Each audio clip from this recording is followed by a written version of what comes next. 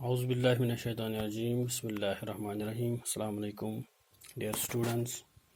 Today we will take up another unit of your syllabus, that is reproduction in flowering plants. We know that each and every living organism, each and every living organism can live for only a certain period of time.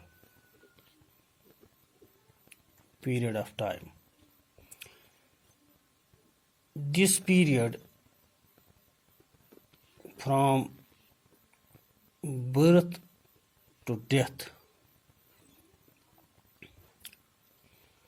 of an organism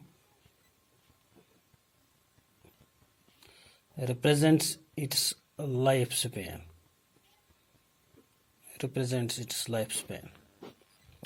And each and every living organism, whether it is a microorganism, a gigantic organism, a plant, an animal, a protestant, a fungus, a bacteria, ultimately every living organism has to die, and it lives in this world only for a certain period of time.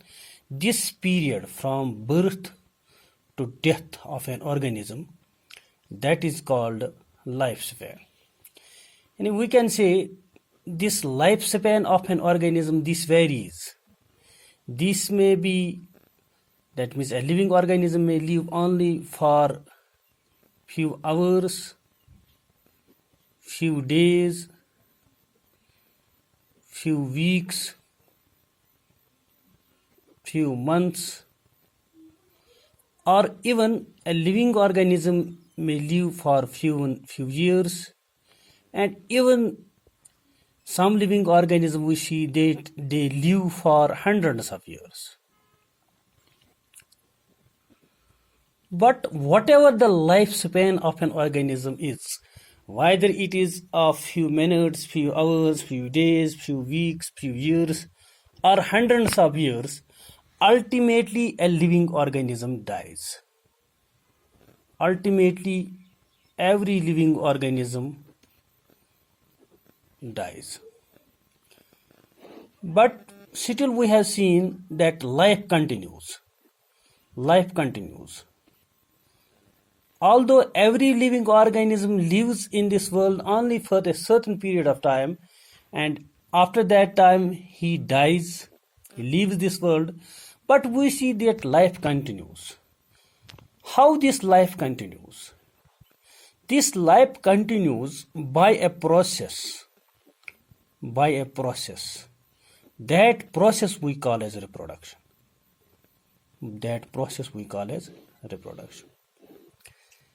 And we see that every living organism lives for a certain period of time, and after that time the living organism shows natural death.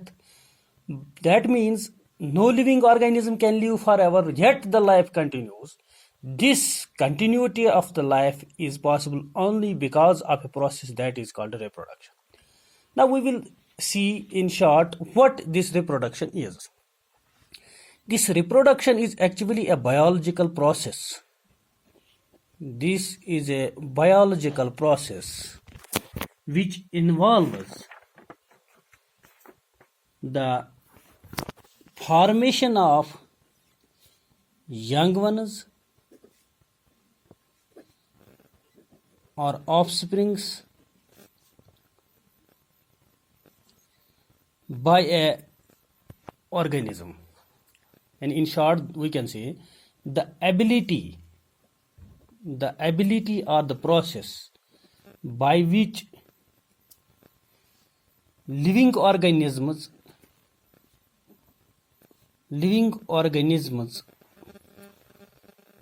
produce or give rise to their young ones, offsprings, or own kind is called reproduction. And the biological process by which living organisms produce or give rise to their young ones, offsprings, or own kind is called reproduction. And this reproduction, though it is a secondary process, but because it is not essential for the survival of the individual, but it is essential for the survival and continuance of the race or species. A living organism can complete its life cycle without performing reproduction, but the living organism is not able to produce its own kind, is not able to produce its own kind, it is not able to continue its race. So, for continuing its race, this process is essential. Every living organism wants to keep its name alive, keep its race alive. For keeping that race into alive, every living organism performs a process. That process we call as reproduction. Now, in short, we can say the ability of an organism to produce its own kind or offsprings or young ones is called reproduction. This reproduction is essential for the survival and continuance of the race. Reproduction has such essential, it is important for the survival and continuance of the race. Because we have seen no living organism lives forever. No living organism lives forever, yet the life continues. This all is because of the process of reproduction. And we have seen no living organism lives forever, yet the life continues. This is because of the process of reproduction. Now we have seen we have different types of living organisms. We have countless living organisms, and we have great diversity of living organisms. So there is a great diversity. We have seen there is large diversity in biological world, living organisms, and each living organism has evolved its own mechanism, its own method for reproduction, which we call as modes or types of reproduction. We have great diversity among the living world, among the biological world. Similarly, this reproduction, it is also diverse, and every living organism has its own method, its own mode of reproduction. Every living organism has evolved its own mode of reproduction, that is multiplication or producing young ones. And this process of reproduction, this ability of reproduction, this depends on many factors like habitat, its internal physiology, and several other factors.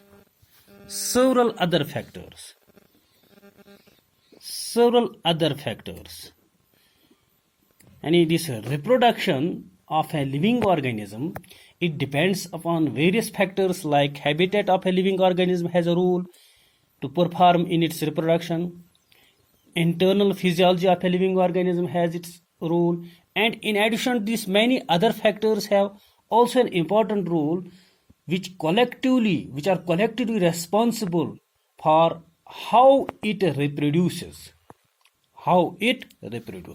But generally, so far as the flowering plants are concerned, flowering plants reproduce by two ways.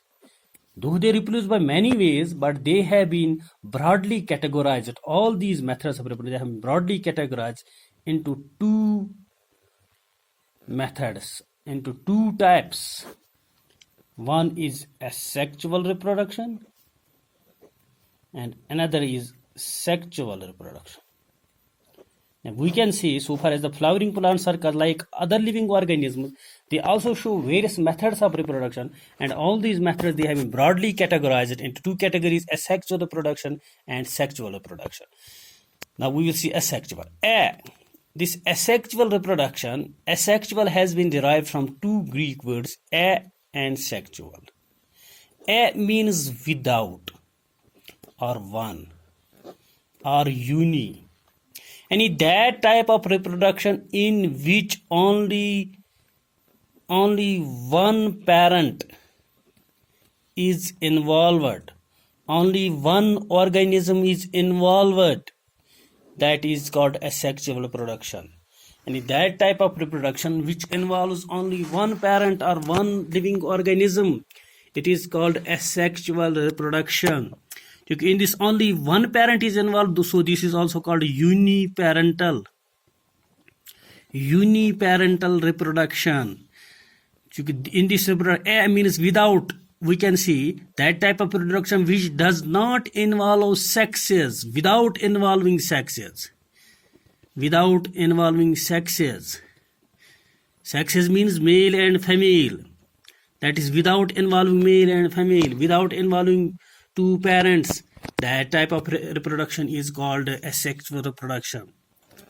But yel is bronh kun pako, chunki yel is wucha sexual reproduction mans aham cheez, that is meiosis, yat is wana gamete formation, bekis is wana fertilization, ya syngamy, that is fusion of gametes, formation of gametes and fusion of gametes. And that type of reproduction which does not involve formation of gametes and fusion of gametes, that is which does not involve meiosis and fertilization, is called asexual reproduction.